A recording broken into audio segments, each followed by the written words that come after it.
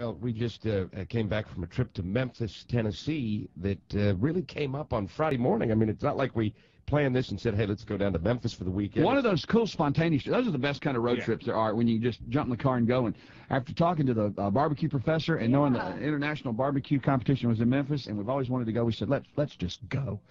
And we did, and it was great. Bill Street and Rendezvous Ribs, and it was nothing but nothing but a food trip, wasn't it? Nothing but a food. Oh, it's right here. No, it was it was basically a food trip, but a food trip. Nothing but a food trip. Well, it was because Steve wimped out on us. I mean, you know, here's the thing: we've got. I didn't whip out on you at Rendezvous, and I didn't whip out on you at Brennan's. I held my own. No. I'm not talking about with food. I'm talking about we really wanted to go down for this Memphis in May deal. It's like the biggest barbecue competition they say in the world. Yeah.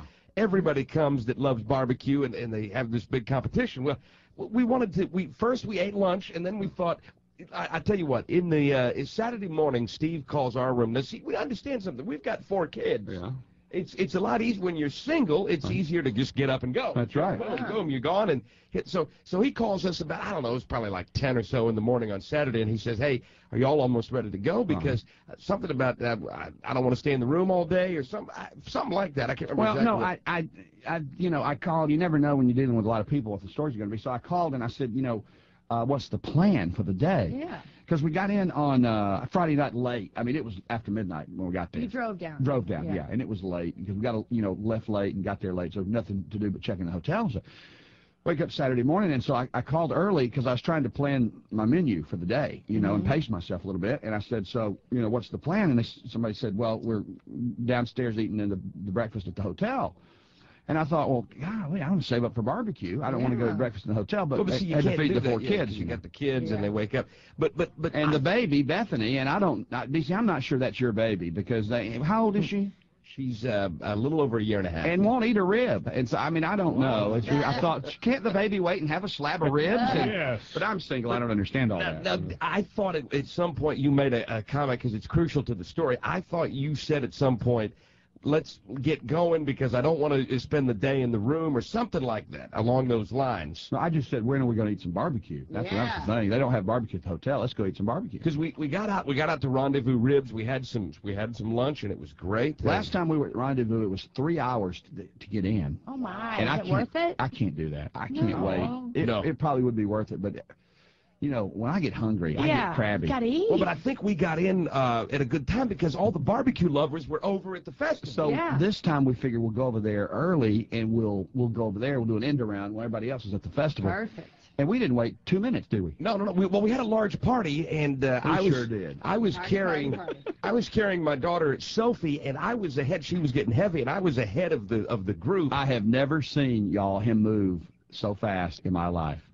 Carrying a baby, DC about 3 city blocks ahead of the rest of us, because it was approaching noon, and we figured, well, if there's going to be a crowd around noon Saturday, it's going to be and I swear to kids get heavy. I swear to God, I want to enter you in the Olympics. Well, they get heavy. I mean, he is. Even Anna, DC's wife, said, "I've never seen that man move that fast, especially carrying the baby." So I get in. I'm first in to Rendezvous, and he gets us a table. I run down the stairs, and I say, I give him the amount, people in our party, and the woman looks at me and says those dreaded words, "Are they all here?"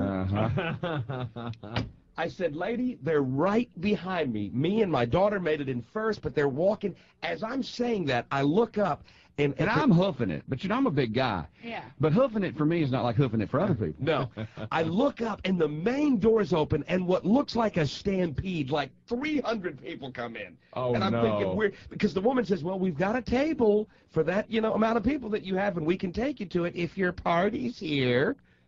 Well, they're coming. They're on the way. So these other people are coming. They're threatening because they want the table. So I lied, and I started picking people out of the party, and I'm like, well, that woman's with us, and that guy up there, he's at our party, and those kids. And finally, they got in, and we got our table. But we decided it was good. We decided afterwards. They told us, they said, well, the festival is just 2 blocks away from the restaurant, the big Memphis in May thing. They lied. So, well, but we walked, I guess it was like 2.5 or 3 blocks to actually get there. And we get on Beale Street, the famous. Y'all ever been to Beale Street? I've never even been to Memphis. It looks like Bourbon Street, but cleaner. Yes, indeed. And B.B. King's got his place there, and all the bars and things, and they were all putting it on obviously for the barbecue festival. Didn't you think it didn't have a New Orleans feel about it, but a lot cleaner? Yeah, it didn't smell like vomit. It didn't, because Bourbon Street smells like vomit. Oh yeah, a lot of people have. That's what, a lot of people. Yeah, 3 for 1s every bar practically. A lot of people have vomited on Bourbon Street, so it has that scent. And so we get to Beale Street, and we're walking around, and we get to one end of it, and the guy says, well, the Memphis in May Festival, where they're cooking, is at the other end. Oh no. You got to go to the other end. Not only was it at the other end, after we had taken a left on Beale, supposed to take a right, and we're walking now. Walking in Memphis. Other end, and they said it's with our feet on Beale. The barbecue festival is at the other end of Beale, over the keyword hill. Oh, no. And the look on Steve's face when the gentleman said it is over the hill. He felt like being over the hill, huh? So I'm over the hill. Yeah. But the golf cart? I will say that I looked at my wife, the kids. I said, all right, we'll give it a shot. We drove 5 hours for the Memphis. Now you're making this sound much different than it really was. I was ready to go. Well, why didn't you? Because you said, let's go back to the hotel. That's why. You're making this sound like I just didn't want to walk.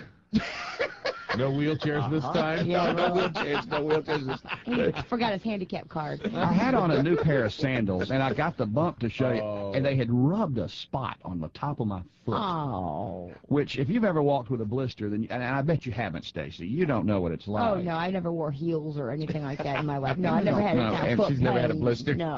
It was just more of a load than I was willing to carry. So, And I was full of barbecue. the bottom line is, we ended up back at the hotel. We Exactly never right. we never went to the festival. gotta be You kidding did me. not. Oh, my God. Look, listen, you make us sound like a couple of idiots. I went to Memphis to eat barbecue, and we ate at the best barbecue, one of the best restaurants in the world, the Rendezvous, and then found the Brennans down there, they got in New Orleans, and we had tried the crawfish. I had them the right way at Brennan's. I had crawfish pie that was out of this world. It was unbelievable. And that was Saturday and Saturday night, and then yesterday morning, I wake up, and there's this, over at where we had the barbecue, there was this place I wanted to come back called Tower Records. It's a big record store. I learned years ago, never go to a record store with DC. Not with DC. You're going to be there all day. You're going to be there a week. So I left to come back and got back about 4:30 on Sunday afternoon and had a nice evening, watched The Sopranos, which was stupid last night, by the I way. didn't watch it.